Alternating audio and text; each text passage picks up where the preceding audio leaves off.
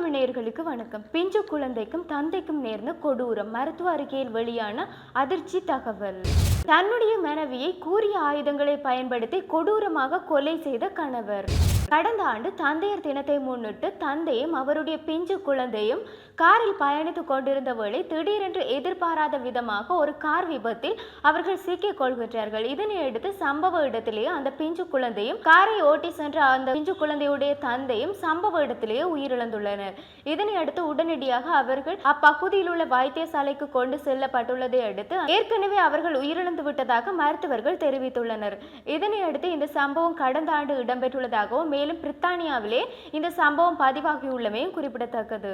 இந்த சம்பவம் பிரித்தானியாவில் லிங்கன்ஷயர் பகுதியில் இந்த விபத்தில் 35 வயதான ஆஸ்லே ஹென்றி மற்றும் அவருடைய 2 வயது மகளுமே இந்த சம்பவத்தில் உயிரிழந்துள்ளமையும் குறிப்பிடத்தக்கது. பிரித்தானியாவில் லிங்கன்ஷயர் பகுதியில் இவர்கள் சாலை ஓரமாக காரை செலுத்தி சென்ற வேளையிலே கொடூரமாக இந்த விபத்து இடம்பெற்றுள்ளதாக தெரிவித்துள்ளனர். மேலும் இந்த விபத்து தொடர்பாக பிரித்தானிய போலீசார் விசாரணைகளை மேற்கொண்ட பொழுது இந்த விபத்தின் பொழுதே அந்த 2 வயதான குழந்தை இறந்திருக்கலாம் என்று அவர்கள் கூறியுள்ளதாகவும் அந்த குழந்தை உயிருடன் இருப்பதற்கான வாய்ப்புகள் இல்லை என்றும் தெரிவித்துள்ளனர்.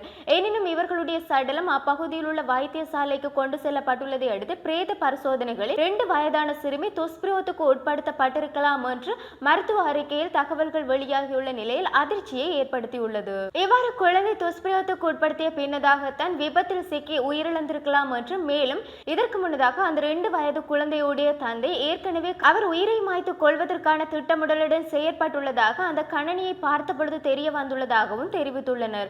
எனினும் இது திட்டமிட்ட கொலையாகத்தான் இருக்க முடியும் என்று யூகிக்கப்படுவதாகவும் இந்த கார் விபத்தில் சிக்குவதற்கு முன்னதாகவே தன்னுடைய மகளை அவர் கொலை செய்து விட்டாரா அல்லது எதிர்பாராத விதமாக இந்த விபத்தில் சிக்கி இருவரும் உயிரிழந்துள்ளார்களா என்பது தொடர்பில் தற்பொழுதும் விசாரணைகள் முன்னெடுக்கப்பட்டுள்ள போதும் அதற்கான எந்தவிதமான தகவலும் கிடைக்கப்பெறவில்லை என்றும் தெரிவித்துள்ளனர். மேலும் இந்த 2 வயதுடைய குழந்தையுடைய தந்தை தன்னுடைய மனைவியுடன் விவாகரத்து பெற்று பிரிந்து வந்திருந்த நிலையில் ஓரியா என்ற குழந்தை தன்னுடைய தாயுடன் வசித்து வந்துள்ளதாகவும் வார இறுதியில் தான் தந்தை அந்த குழந்தையுடன் நேரங்களை செலவிடுவதாகவும் தெரிவித்துள்ளனர். சம்பவத்தின் போது வார இறுதியில் தன்னுடைய மகளுடன் நேரத்தை செலவிட்டுக் கொண்டிருக்கும் வேளையிலே இந்த விபத்து இடம்பெற்றுள்ளதாகவும் தெரிவித்துள்ளனர். மேலும் இது தொடர்பான மேலதிக விசாரணைகளை மேற்கொண்டு வருகின்றமையும் குறிப்பிடத்தக்கது.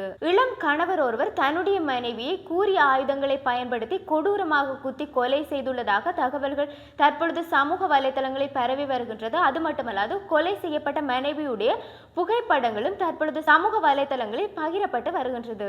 இந்த சம்பவம் பிரித்தானியாவில் பிரவோர்ட் பகுதியில் இடம்பெற்றுள்ளதாகவும் பிரவோர்ட் பகுதியில் கடந்த சனிக்கிழமை 27 வயதுடைய குல்ஸ்மா அக்தர் என்ற தன்னுடைய மனைவியவே கொடூரமாக கொலை செய்துள்ளார் கணவர். இந்த வழக்கில் சந்தேகத்தின் அடிப்படையில்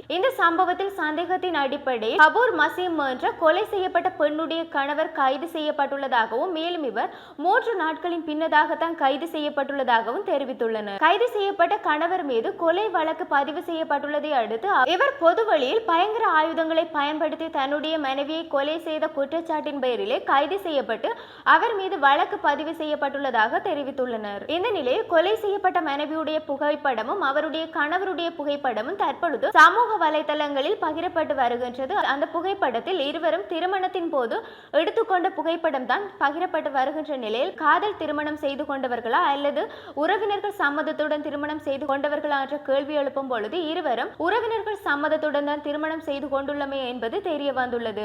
இவ்வாறு திருமணம் செய்து கொண்டவர்கள் எதற்காக தன்னுடைய மனைவியை இவ்வாறு கொடூரமாக பயங்கர ஆயுதங்களை பயன்படுத்தி கொலை செய்திருக்க முடியும் என்ற கேள்வியும் இருக்கின்ற பட்சத்தில் இது தொடர்பான மேலதிக விசாரணைகளை கொலை செய்யப்பட்ட பெண்ணுடைய வீட்டாரிடம் விசாரணைகளை மேற்கொண்ட போது பெண்ணுடைய தாயார் தெரிவிக்கையில் தன்னுடைய இளைய மகளை பிரிந்து தான் மிகவும் வருத்தத்தில் இருப்பதாகவும் அந்த அதிர்ச்சியில் இருந்து தாங்கள் இன்னும் மீண்டு வரவும் இல்லை என்றும் தெரிவித்துள்ளனர். எனினும் தன்னுடைய மகள் திருமணம் செய்த பின்னதாக பிரித்தானியாவில் தன்னுடைய கணவருடன் வசித்து வந்துள்ளதாகவும் தினமும் தங்களுடன் வீடியோ கால் பேசுவதாகவும் கொலை செய்யப்பட்ட அன்று மட்டும் அவர் தங்களிடம் வீடியோ கால் பேசவில்லை என்றும் தெரிவித்துள்ளார். இந்த கொலை வழக்கில் பெண்ணுடைய கணவர் மட்டுமன்றி அவருடன் சேர்ந்து 4 பேரும் கைது செய்யப்பட்டுள்ளதாக தெரிவித்துள்ளதை அடுத்து இவர்களிடம் மேலதிக விசாரணைகளை மேற்கொண்டு வருவதாகவும் போலீசார் தெரிவித்துள்ளனர்.